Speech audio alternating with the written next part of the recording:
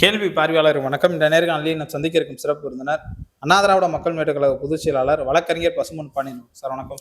வணக்கம். அதிமுகவோட உட்கட்சி பூசல் நாளுக்கு நாள் அதிகரித்து கொண்டே இருக்கிறது. இருவேறு தரப்பினராக சட்டமன்ற உறுப்பினர் பிரிஞ்சிருக்காங்க.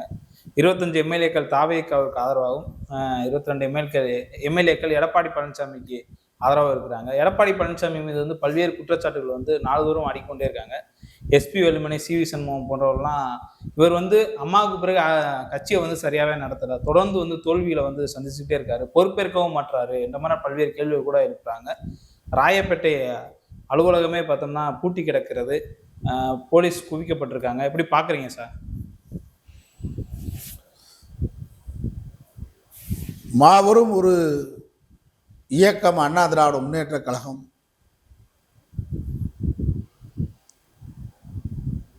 முப்பத்தி 32 ஆண்டுகளுக்கு மேல் இந்த நாட்டை ஆட்சி புரிந்த இயக்கம். அம்மா அவர்கள் மறைவுக்கு பின்பாகவே இயக்கம் சுயநலம் சூழ்ந்த காரணத்தால் இவர்களை கட்டுப்படுத்துவதற்கு அம்மா அவர்களை போன்று ஒரு ஆளுமை திறன் இல்லாத தலைமைகள் தொடர்ந்து அதிமுகவில் இருக்கின்ற காரணத்தால் பல்வேறு குழுக்களாக பல்வேறு கூறுகளாக அதிமுக பிளவுபட்டு கிடக்கிறது. எடப்பாடி பழனிசாமியை பொறுத்தளவில் கோடான கோடி பணத்தை கையில் வைத்துக் கொண்டுதான் கூவத்தூரிலே கூத்தடித்து அந்த நாத்தத்தில் மிதந்து முதலமைச்சர் பதவியை ஏற்றுக்கொண்டார்.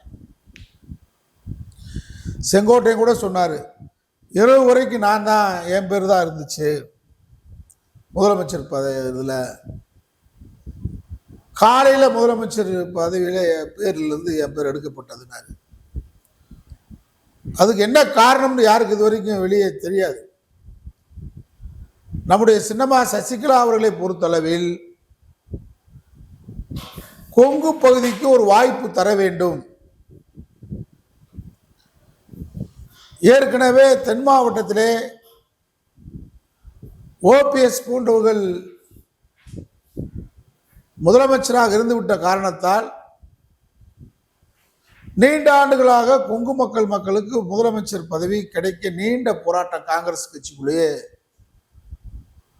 உங்களுக்கு பெரிய போராட்டம் நடந்துச்சு. காமராஜர் எதிர்த்து சி. சுப்பிரமணியம் போட்டியிட்டார். அந்த வாய்ப்பை அந்த மக்களுக்கு வழங்க வேண்டும் என்று கருதிதான் செங்கோட்டையன் அவர்களுக்கு எந்த விதமான எதிர்பார்ப்பின்றி கட்சியில் சீனியர் தலைவர் அவர் தான் கொடுத்துருந்தாங்க. அது வரைக்கும் உங்களுக்கு ஜட்ஜ்மெண்ட் வரல, தீர்ப்பு வரல. ஏன்னா இவங்க வெளியில் பொதுச் செயலாளராக இருந்து நடத்தினா இவங்க செங்கோட்டையனுக்கு இவங்க சின்னம்மா அவர்களுக்கு தான் அங்கே போய் கூவத்தூரில் உட்கார்ந்தது. ஆனால் செங்கோட்டையனுக்கு அவங்க கொடுக்கலாம்னு ஒரு வாய்ப்பை கொடுக்குறாங்க. இந்த வாய்ப்பு கொடுக்கும்போது அங்கே பேசிக்கிட்ட தகவல் அடிப்படையில் எல்லோருமே இதே கூத்து இன்னைக்கு பண்ணுறாங்கல்ல, எல்லாமே அன்னைக்கு திமுகவுக்கே தூது விட்டாங்க. இன்னைக்கு மாதிரி விஜய் போய் கொல்லப்புற வழியாக இன்னைக்கு முதலமைச்சராக உட்கார்ந்துருக்கிறார். மைனாரிட்டி தாவே காட்சி நடக்குது. நீங்க 1952 மைனாரிட்டி அரசு தான் அன்னைக்கு முதல் இந்தியாவில் நடைபெற்ற பொது தேர்தலில் தமிழ்நாட்டில் மைனாரிட்டி அரசு தான் ஏற்பட்டுச்சு. காங்கிரஸ் பெரும்பான்மை வரல, கம்யூனிஸ்ட் கட்சி தான் இன்னைக்கு பெரும்பான்மையா இருந்துச்சு. காங்கிரஸால் ஆட்சி அமைக்க முடியல. கம்யூனிஸ்ட் கட்சி 52 தமிழ்நாட்டில் ஆட்சிக்கு வந்திருந்தா வரலாற்று போக்கு மாறி இருக்கும். ஆனால் அதை காமராஜர் தடுத்துட்டார். அன்றைக்கு தேர்தலே போட்டியிடாத ராஜாஜி குற்றாலத்தில் டிகேசி வீட்டில் இருந்த ராஜாஜியை கூட்டு அதான் திமுக அன்னைக்கு சொன்னோம், கொல்லப்புறம் வழியாக வந்த குள்ளகப்பட்டர் ராஜாஜின்னு அன்னைக்கு திராவிட நாட்டில் எழுதணும். குள்ளகப்பட்டர், கொல்லப்புறம் வழியாக தான் குள்ளகப்பட்டர் ராஜாஜி. அது மாதிரி இன்னைக்கு கொல்லப்புறத்து வழியாக தான் நம்முடைய விஜய் முதலமைச்சராக இருக்கார். இது மாதிரி தான் அன்னைக்கு அங்கே கூவத்தூர்லேருந்து திமுக தலைமைக்கு தொடர்பு கொண்டு அன்னைக்கு திமுக தலைமை வலுவாக 100 இடங்கள் இருந்துச்சு, நெருக்கி வந்திருந்தாங்க. அன்னைக்கு 2016 மக்கள் நல கூட்டணி வரலன்னு சொன்னால் திமுக ஆட்சியை பிடிச்சிருக்கும். ஆனால் அன்னைக்கு மக்கள் நல கூட்டணி ஆட்சியை பிடிக்காதனால சரியான விதத்தில் எதிர்கட்சியாக இருந்தாங்க. ஆனால் விஜய் மாதிரி தன்மானம் இல்லாதவராக, ஒரு வெக்கம் கேட்டவராக ஸ்டாலின் இல்லை. அன்னைக்கு அவர் என்ன பண்ணாருன்னா, நான் மக்களை சந்தித்து தான் முதல்வராக வருவேன், நான் கொல்லப்புற வழியாக ராஜாஜியை போன்று மைனாரிட்டி அமைச்சரவை அமைச்சிருக்கக்கூடிய விஜய் போன்று வரமாட்டேன்னு சொல்லி 2021 மக்களை சந்தித்து தான் முதலமைச்சரானார் நம்முடைய ஸ்டாலின். அது மாதிரி அன்னைக்கு நிலவரம் இருந்துச்சு. அப்போதான் இதை சசிகலா உணர்ந்து தான் அவங்க என்ன பண்ணாங்கன்னா, இவங்களாம் விட்டால் ஓடிடுவாங்க அப்படின்னு சொல்லி இப்போ வரைக்கும் இவ்வளோ பேசுகிறாங்களே. CV சண்முகம் பேட்டி கொடுக்குறாரு, வேலுமணி கொடுக்குறாரு, நத்த விஸ்வநாதன் கொடுக்குறாரு, எடப்பாடி பழனிசாமி கொடுக்குறாரு. சின்னம்மா இது வரைக்கும் எவ்வளோ நாகரிகமாக அடக்கமாக இருக்காங்க. அவங்க தான் பணமும் நகையும் வாங்கி கூவத்தூரில் அடைபட்டு இருந்த அத்தனை பேருக்கு கொடுத்தாங்க. அவங்க இவ்வளவுதான் நான் வாங்கி கொடுத்தேன்னு சொல்லியிருக்காங்களா? டிடிவி தினகரன் இது வரைக்கும் சொல்லியிருக்காரா? வாங்கின யாராவது எம்எல்ஏ சொல்லியிருக்கீங்களா? நாங்கள் உண்மைதான் பேசுவோம், மனசாட்சியோட பேசுவோம். CV சண்முகம் பேட்டி டெய்லி 5 பேட்டி கொடுக்குறாரு. கூவத்தூரை நீங்க எவ்வளவு வாங்கினீங்க? சினிமா எவ்வளவு கொடுத்தாங்க? எடப்பாடிட்டு இருந்து பெறப்பட்ட பணம் எவ்வளவு? நகையில் எவ்வளவு? தங்க கட்டி எவ்வளவுப்பா? ஏன் கொடுத்தான்னு கேட்டா, இந்த ஆட்சி அமைந்தா செங்கோட்டையன் முதலமைச்சர் ஆகிட்டு போனா பின்னாடி இதே மாதிரி குதிரை பேரை நடந்து அனைவரும் ஓடிடுவாங்க அப்படின்னு நினைச்சுதான் அன்னைக்கு சின்னம்மா வந்து எடப்பாடிட்டு தான் அவ்வளோ பணம் இருந்துச்சு.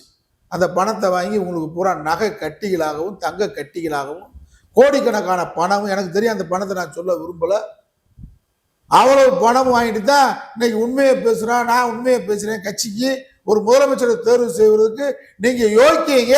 எடப்பாடி பழனிசாமி சின்னம்மா மூலமா கொடுத்த பணத்தை வாங்கிட்டு தான் எடப்பாடி பழனிசாமியை முதலமைச்சர் ஆக்குனீங்க.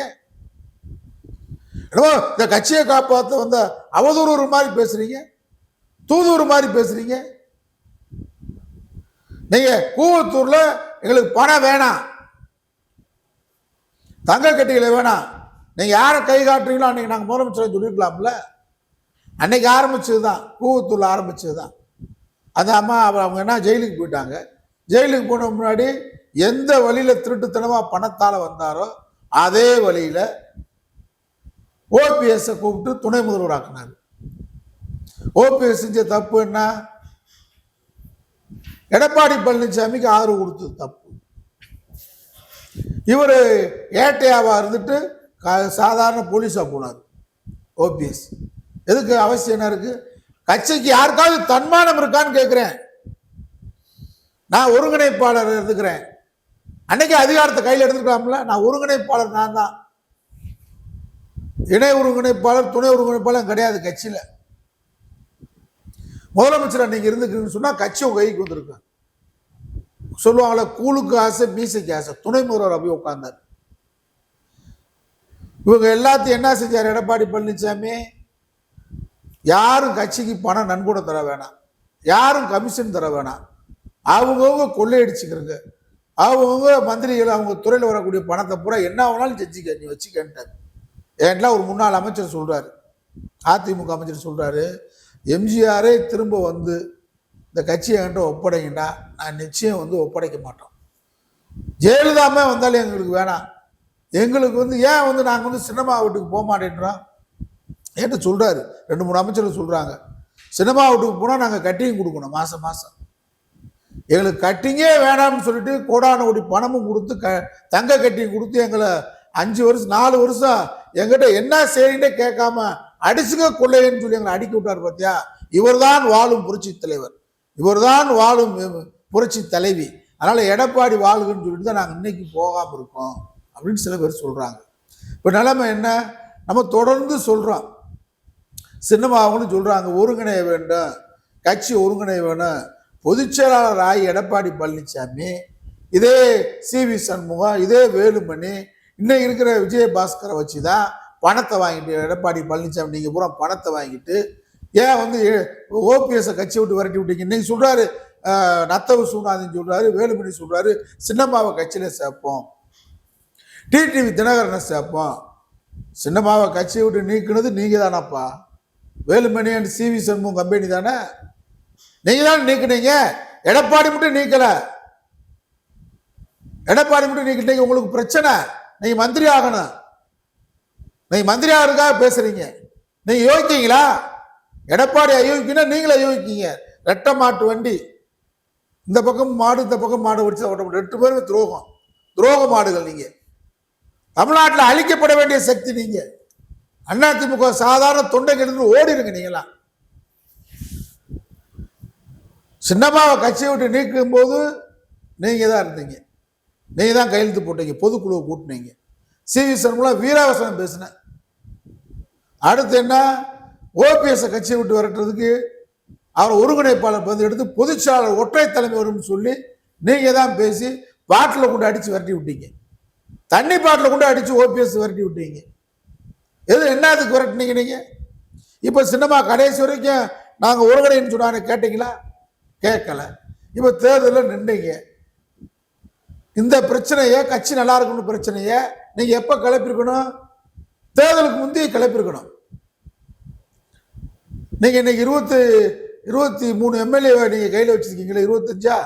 25 எம்எல்ஏ கையில் வைக்கிற அளவுக்கு உங்களுக்கு ஸ்ட்ரென்த் இருக்குல்ல. யார் கொடுத்த பணம்? Lottery Martin. அந்த அம்மா பேருனா லீமா ரோஸ் மார்டின். இந்த பேர்லாம் நம்ம தெரிஞ்சுக்கிற வேண்டிய காலகட்டம் கருமம்டான்ற மாதிரி இருக்கு. இதெல்லாம் யாரு எங்க இருந்து வந்துச்சு? லாட்ரி வியாபாரம் பண்ணிட்டு இவங்க எல்லாம் வந்து அதிமுக உடைக்குது. மார்டின் குடும்பம் தான் தமிழ்நாட்டு பாண்டிச்சேரி அரசியல் இனிமே பண்ண போகுது. 10 ஆண்டு காலத்துக்கு மார்டின் குடும்பம், கொள்ள லாட்ரி குடும்பம் தான் தமிழ்நாட்டு அரசியலையும் பாண்டிச்சேரி அரசியலையும் பண்ண போறாங்க. இப்போ லீமாட்ட பணத்தை வாங்கிட்டு எடப்பாடி பழனிசாமி சீட்டு கொடுக்குறாரு. இன்னைக்கு அந்த அம்மா தான் பல கோடிகளை கொடுத்து புறாத்தி உடைக்குது. இப்போ உங்களுக்குள்ள என்ன பிரச்சனை? அதிமுகவில் நீங்க மந்திரி ஆகணும். இன்னும் 5 வருஷத்துக்கு மந்திரி இல்லாமல் இருக்க முடியாது உங்களால. அதனால தானே வேற என்ன கொள்கை லட்சியத்துக்கா நீங்க இப்ப சின்னம்மாவை கட்சியில சேர்க்கணும் அப்படின்னு என்ன கோரிக்கை வைக்கிறீங்கன்னு கேட்டா, சின்னம்மா வந்து இப்ப இந்த குரூப் வந்து பொதுச்செயலர் ஆக்க போறாங்க.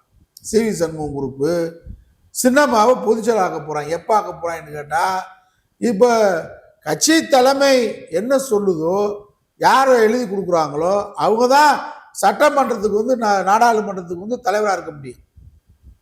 இவங்க புது வியாக்கணம் பண்றாங்க. இல்ல சட்டமன்ற குழு நாங்களா, நீங்க எப்படி கூட முடியும்? புரட்சி தலைவர் அம்மா வந்து இருக்காங்கன்னா அவங்க வந்து யார் சட்டமன்ற எதிர்கட்சி தலைவர் எழுதி கொடுக்கணும். இன்னைக்கு எதிர்கட்சி தலைவர் நம்முடைய தம்பி உதயநிதி இருக்காருன்னா திமுக பொதுச்செயலாளர் துரைமுருகன் எழுதி கொடுக்கணும். அதான முறை. நீங்க புது வியாக்கணம். பொதுச்செயலாளர் எடப்பாடி பழனிசாமி யார தலைவர்னு சொல்றாரோ, யார கொடான்னு சொல்றாரோ அதான் செல்லும்.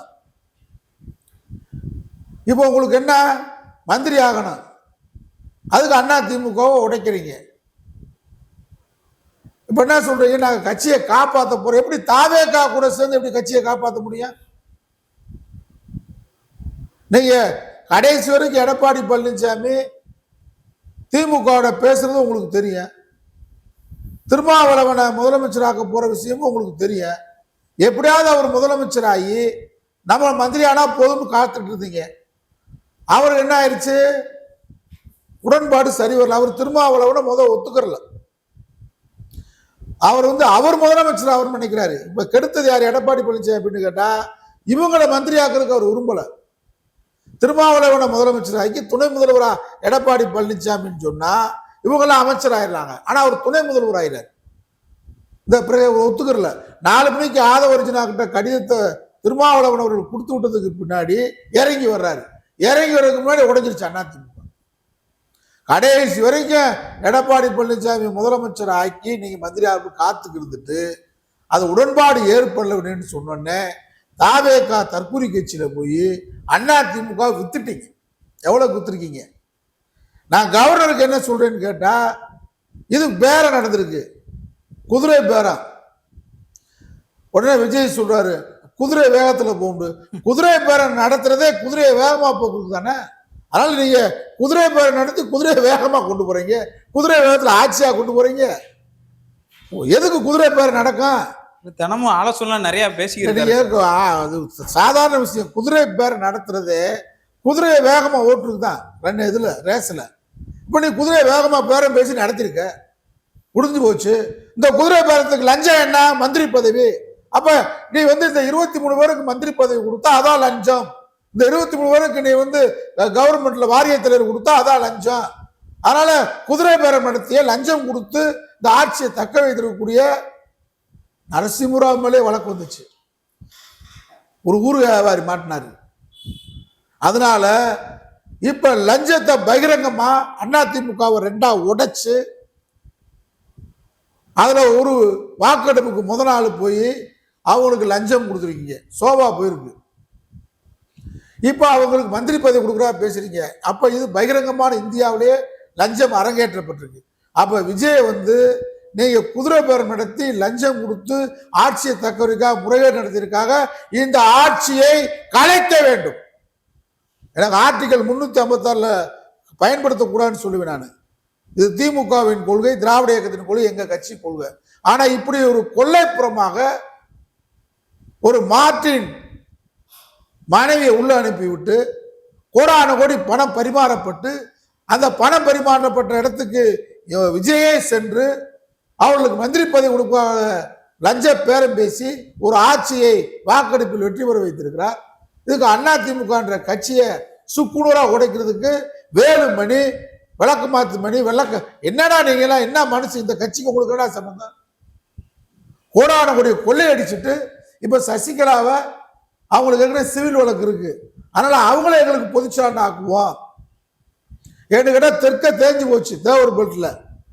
தேவர்பேட்டில் அதிமுக பூரா தோத்து போச்சு. இதை சொன்னவங்க எடப்பாடி பழனிசாமி கேட்கல. இப்ப வேலுமணி அந்த குழுக்கு தலைவர் அப்படின்னு சொன்னா, CV சண்முகம் அந்த குழு வழிநடத்துறான்னு சொன்னா தெற்க ஆளே இல்லாம போயிடும்.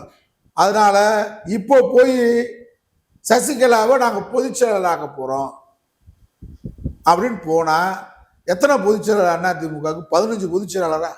15 ரூபா உடைச்சு கிடக்கு. இதெல்லாம் பாஜக செய்து இதை விரும்பிச்சு செஞ்சிருச்சு. இது சாதாரண விஷயம் இல்லை, RSS அஜெண்டா. இப்ப அண்ணாமலை எங்கே போயிருக்காரு, வெளிநாட்டுக்கு போயிருக்காரு. வந்த உடனே பாஜக தலைவராக மாறுறார். இப்ப நம்பர் 1 கட்சி திமுகவும் இல்லை, அதிமுகவும் இல்லை. அதிமுக முடிஞ்சு 7 பிரிவு 8 பிரிவு உடஞ்சு என்ன இருக்க போகுது? கட்சி மக்களுக்கு நம்பிக்கை இழந்து போச்சு, தொண்டர்களுக்கு நம்பிக்கை இழந்து போச்சு. சுயநல பேர்வழிகள், எடப்பாடி பழனிசாமி துரோகம், கட்சியை விட்டு நீக்கிற வேலையை தவிர யாராவது சேர்த்திருக்காரு இது வரைக்கும்? தினசரி நீக்கிறது. அவர் நீக்கி எடப்பாடி பழனிசாமி என்னையே நானே நீக்கப்பட்டேன்னு சொல்லிட்டு போக வேண்டியது. அவர் முடிஞ்சு. இதை பாஜக நினைச்சது, அமித்ஷா நினைச்சாரு, மோடி நினைச்சத 2026 பாஜக 2ஆவது இடத்துக்கு வரும். இப்ப அண்ணாமலை வந்த உடனே பாஜக தலைவராக போட்டு அவங்க இப்ப கடுமையா விஜய் எதிர்க்கிற மாதிரி ஒரு நாடகத்தை போட்டு விஜய் இருக்கிற இடத்துக்கு பாஜக வரணும். அடுத்த கட்டம் இப்ப பல்வேறு வழக்குகளை போட போறாங்க. திமுக மேலேயும் நடவடிக்கை எடுக்கிறதுக்கு டெல்லி பேசிக்கிட்டு இருக்கு. பேசி இப்போதைக்கு அமித்ஷா என்ன பண்ணிருக்காங்கன்னா, தாவேக்காக்கு இடையூறு பண்ணக்கூடாது. இந்த வேலுமணி, தங்கமணி, எல்லா மணியும் அனுப்பிச்சு விட்டது அமித்ஷா தான். அந்த பக்கம் எடப்பாடியை க்ளோஸ் பண்றது. யாரை நம்பினாங்களோ அவங்களை க்ளோஸ் பண்ணிடுவாங்க பாஜக. அது தெரியாம போய் சேர்றாங்க. தற்கொலைக்கு போய் கொடைக்கானலில் போய் விழுந்து சாகுறது மாதிரி சாகுறாங்க. போய் பாஜக என்பது தற்கொலை தான் அந்த கட்சியை ஆதரிக்கிறது. நீங்க நடந்துகிட்டு இருக்கு. அடுத்த கட்டம் அவங்க அதிமுக முடிச்சுட்டாங்க. அடுத்த கட்டம் இப்போதைக்கு தமிழ்நாட்டில் 2வது கட்சியாக திமுக இருக்கு. இந்த திமுகவை வீழ்த்துவதற்கும் பல்வேறு வியூகங்களை அவங்க டெல்லி வகுத்து கொண்டிருக்கிறது. எச்சரிக்கையோடு செயல்படாட்டினா அதிமுகவுக்கு ஏற்பட்ட நிலைமை தான் திமுகவுக்கு வரும். எப்படி வரும் கேட்டா, 2ஆம் கட்ட தலைவர் முணுமுணுப்புல இருக்காங்க. இந்த முணுமுணுப்பை நம்முடைய திராவிட முன்னேற்ற கழக தலைவர் சரி செய்யணும். சரி செய்யலன்னா அதுவும் சிக்கல் ஆகும். சிக்கலை உருவாக்குறதுக்கு RSS செஞ்சுக்கிட்டு இருக்கு. திராவிட இயக்கத்தை இங்க வேரோட புடுங்க நினைக்கிறாங்க. திராவிட இயக்கம் என்பது வெறும் வேலுமணி மட்டும் இல்லை, திராவிட இயக்கம் என்பது இங்க வந்து நம்ம திருவண்ணாமலை வேலு மட்டும் கிடையாது. எங்களை போன்ற கோடான ஒரு பேர் இருக்கோம். திராவிட இயக்கத்தை வீழ்த்த முடியாது. நன்றி சார். நன்றி.